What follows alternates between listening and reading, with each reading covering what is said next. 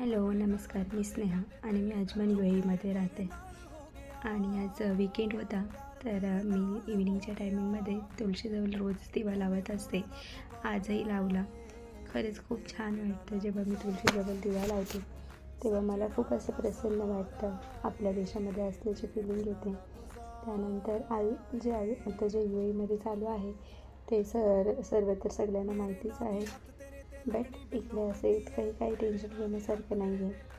आणि खरंच ज्यांनी आम्हाला कॉल करून आमच्या हालचाल विचारले तर त्यांचे खूप खूप खूप आभार. आणि आज वीकेंड होता, तर मग मी बनवायला घेतलेले दहीवडे त्याचे मी पहिल्यांदाच बनवणार होते. त्यासाठी मी उडदाची डाळ जवळजवळ 5-6 तास तरी भिजत घातली होती. आणि त्यानंतर मी लगेच तिला वाटून घेतली.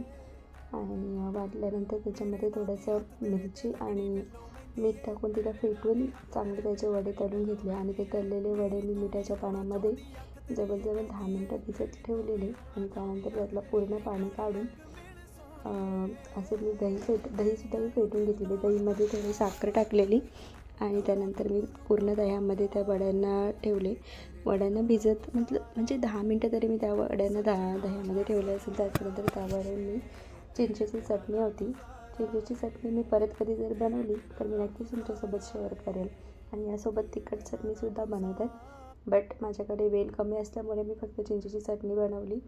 आणि त्याऐवजी मी जी मिरची आहे ना ती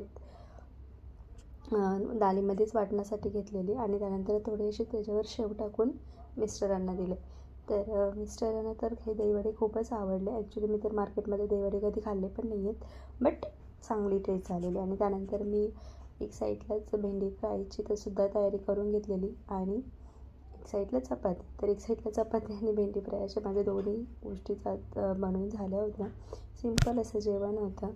कारण दहीवडे खूप हे होते. Please like and share and subscribe करा.